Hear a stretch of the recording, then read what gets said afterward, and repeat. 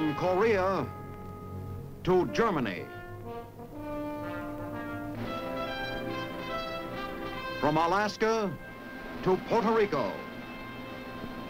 All over the world, the United States Army is on the alert to defend our country, you, the American people, against aggression. This is the Big Picture, an official television report to the nation from the United States Army. Now, to show you part of the big picture, here is Sergeant James Mansfield. Welcome to the Big Picture. Today, we bring you another program in our series devoted to America's combat infantryman, the soldier who wears the blue badge, a badge of merit. This time, we have the history of a great old unit, the Red Bull, the 34th Infantry Division. Later on, Colonel Quinn will tell you a lot of interesting facts about your nation's highest military awards, most of which are won by combat infantrymen, the men who wear the blue badge.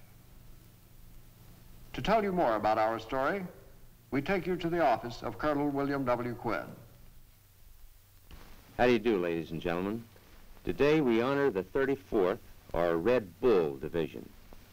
During the last war, it was made up from a National Guard unit made up from the states of Minnesota, North and South Dakotas, and Iowa. Later on, we're going to discuss the family of American medals for heroism. But now, the blue badge presents the 34th Infantry Division. Pretty big place, America. With 48 states like part of a growing family. Same blood, but with different interests. Out of the different interests, the pastures and villages and farms, the cities and towns, we came. National Guardsmen from North Dakota, South Dakota, Iowa, Minnesota, to form the core of the 34th Infantry Division under the leadership of Major General Walsh. It was not the first time. When Abraham Lincoln called for volunteers in 1860, the 1st Minnesota Volunteers, forerunners of the 135th Infantry Regiment, contributed heavily to Northern strength during the Civil War.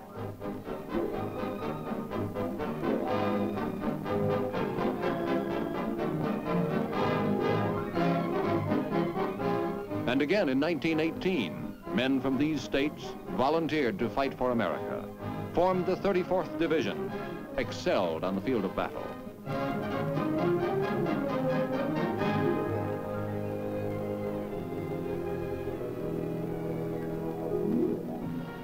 But the hard-won victory did not bring lasting peace. A power-hungry maniac named Hitler stirred a frenzied people to aggression.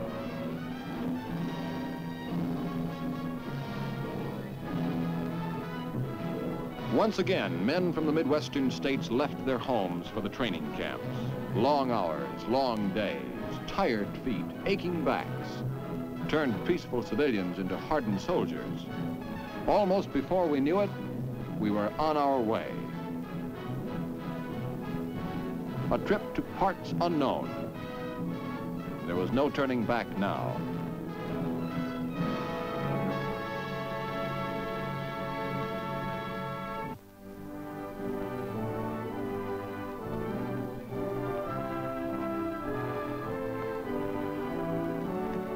And then we were in Belfast, Irish band and all, the first American troops to reach foreign soil, Major General Hartle commanding.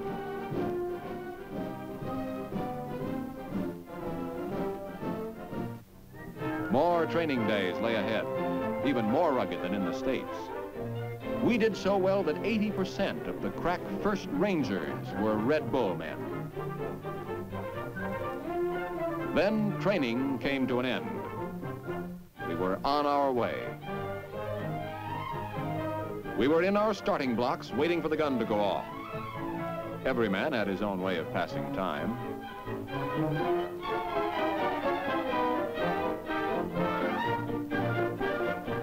We knew something big was underway. We found out what it was. Operation Torch, November 1942. That meant landing on 3 separate beaches, Casablanca, Oran, and Algiers. The 168th RCT had the job.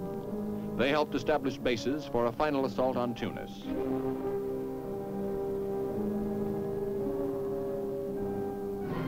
We climbed down into the landing craft, shoved off for our first beach.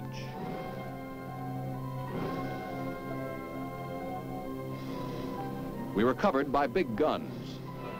It felt good to see those heavy shells going out.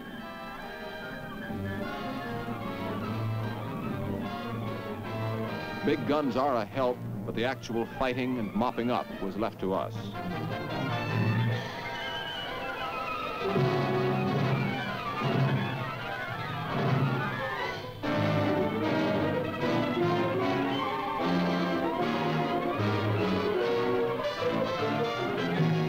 The first battle was won. Time out for cheers and parades. A brief time out. There still was a lot of ground to cover. A long, rough road lay ahead. Many battles to be fought. A few to be lost, others to be won. We were moving up now to the key defense in the Battle of Tunis, the tankers running interference for us.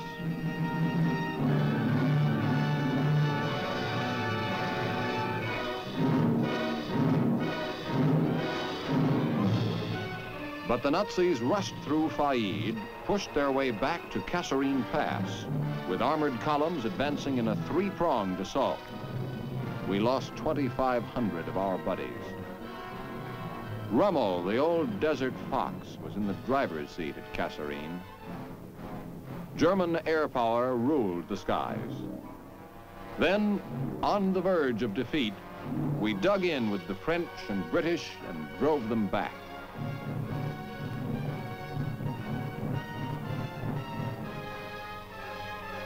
Then we moved forward again.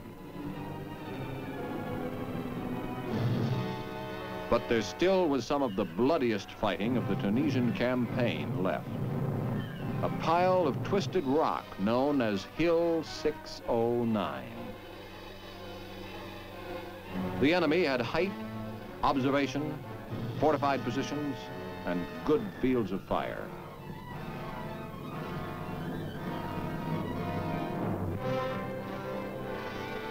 It was rough, and we paid in blood for every inch of ground.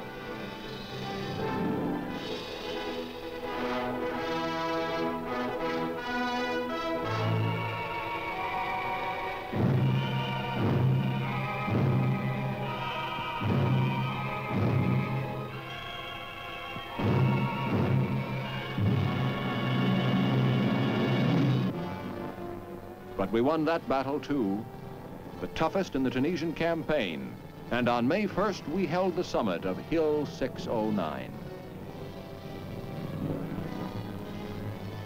The 34th had come into its own as a cool, skilled fighting machine. We kept after the Germans, always moving up, pushing them back.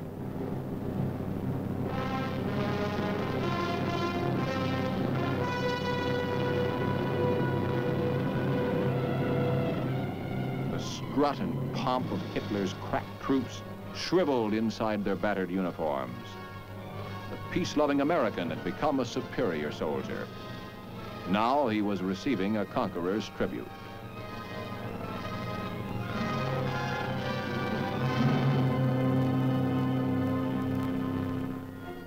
In no time, the party was over. We were on our way to the Italian front, Salerno, in support of the 36th Texas National Guard Division. That was a tough beach. The Germans held the hills and held Americans in their gun sights. Attack and counterattack, the beach had almost lost, regained.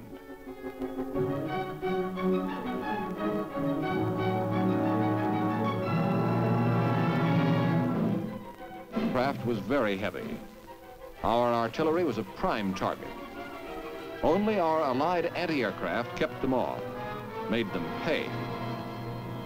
We began landing in Italy on D+12 to drive on Avellino, under command of Major General Ryder for a continued attack on Benevento.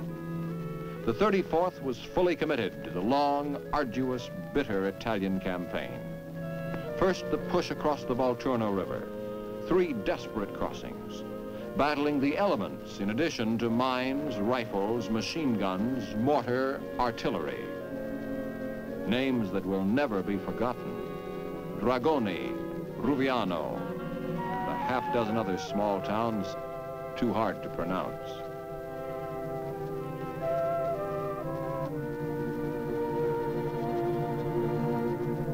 The guy who said there was no glory in the infantry said it all. There wasn't time for glory. We were on the move again.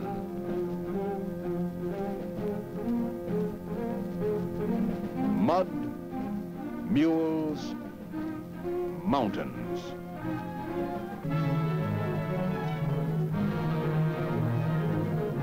And General Eisenhower, General Clark, and General Smith didn't sidestep the mud either. That meant new plans in the making. The 34th had fought its way to the German winter line. The 34th led the attempt to break the German winter line, with the commanding general laying plans for an all-out assault. Mount Pantano was the key German anchor. Once this hill was taken, other key points could be approached. Mount Pantano was first attacked on the 29th of November by the 1st Battalion, 168th Infantry. By December 4, when the 135th Infantry relieved the 168th, 777 casualties comprised the human cost for a mile's advance. With Pantano out of the way, the 5th Army moved on. Mount Lungo, San Pietro, Mount Samuro fell. The 34th took San Vittore, Mount La Chiara, Cervaro, Mount Trocchio. The winter line was completely smashed. This feat, accomplished in foul winter weather against a series of mountain entrenched positions, outstanding in the history of American arms. But there's always another hill. This time, Cassino. If Cassino falls, the march to Rome is assured. But Cassino did not fall. The 34th's battle for Cassino lasted until the 14th of February with little change in position. Each day and night saw bitter engagements fought, desperate attempts by enemy and ally to gain or regain position. Our men did heroic deeds under terrific odds. Beset by winter weather, superior observation, mountain defenses, the 5th Army failed to take Cassino. We were on the defensive. Finally, bombing of the monastery was ordered. It crumbled as we left the valley for a rest.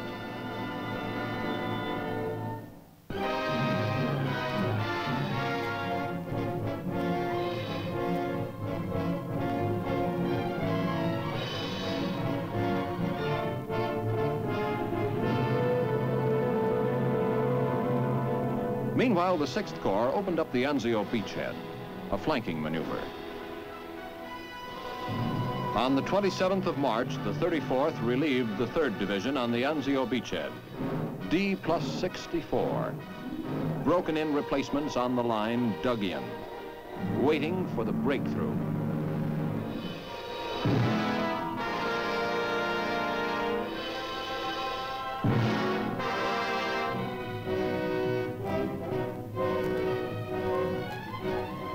It came the 23rd of May at 2:15 a.m. Complete surprise had been achieved.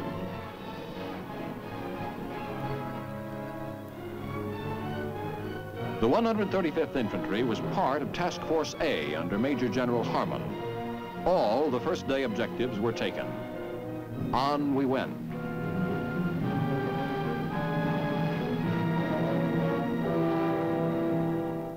The medics kept pace, saving lives, softening pain wherever possible.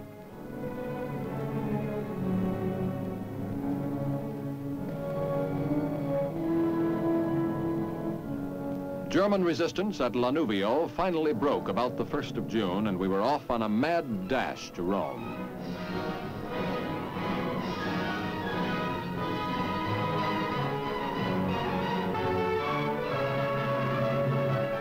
Some of us stayed long enough to get the cheers.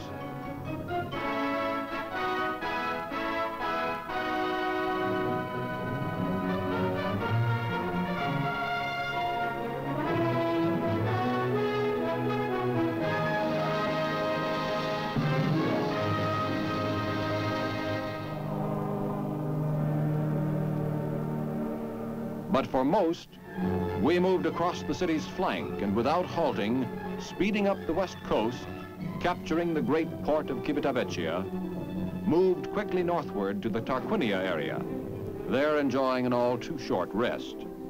Then northward once more.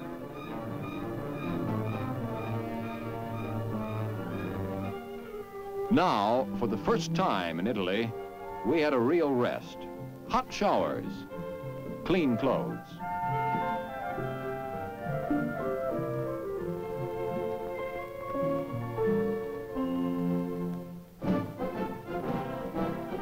General Clark presented the presidential citation to the 100th Battalion, the famous Nisi outfit.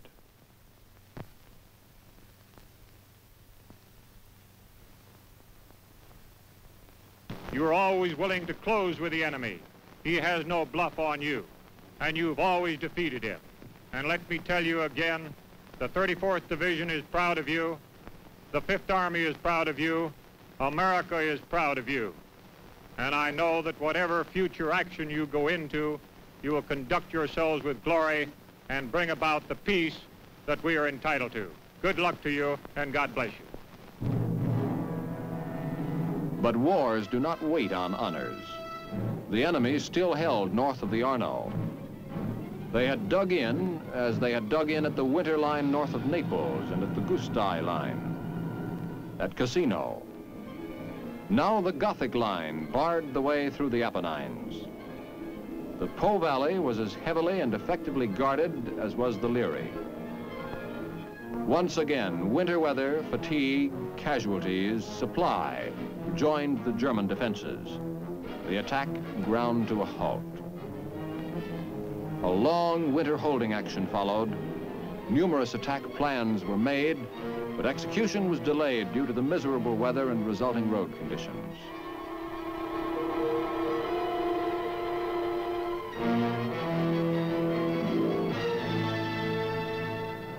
During the winter of 1944-45, General Truscott took command of the 5th Army. In the spring, the 34th was relieved for a short rest before sparking the next all-out assault. General Charles Bolte took this opportunity to decorate many officers and men for jobs well done. The 34th did well in the matter of decorations. 14 medals of honor out of 201 presented to all services went to heroic members of the Red Bull Division. Also numerous DSCs and Silver Stars. April came. So did the all-out assault on the last mountain line in Italy. The 168th led off. It took 4 bitter days to break the enemy entrenched on Mount Belmonte, the Sevezzano Ridge, Gorgogano Church. On the night of April 17th, the 1st Battalion, guided by recently captured PWs, skirted the left flank of the 2nd Battalion, followed a stream through extensive minefields, captured hundreds of the enemy, and by morning had penetrated the full depth of the German position. During the night of April 20th, the 133rd Mounted Tanks entered Bologna. The 34th was in the Po Valley. And then the 34th shifted into high gear, turned northwest, cut through the supply lines of an entire German army attacking north, took Modena, Reggio, Parma, Piacenza, held a thin 80-mile front across the retreat route of no less than 3 relatively intact enemy divisions. This was one of the boldest maneuvers in the entire campaign. Not satisfied with this masterly action, we doubled back, breaking contact with the enemy, moved 150 miles in slightly over 24 hours. Into years of desperate effort came when the 34th German Division surrendered intact to the 34th American Division. Victory in Italy followed on May 2nd, while German troops and civilian supporters trooped into concentration areas in vehicle or on foot. Exhausted 34th men slept. For them, the war in Italy was over. Now, once more, 34 is the symbol of peace, secured by a new Red Bull Division, National Guardsmen from Iowa and Nebraska. Mission to carry on a peacetime service to the people.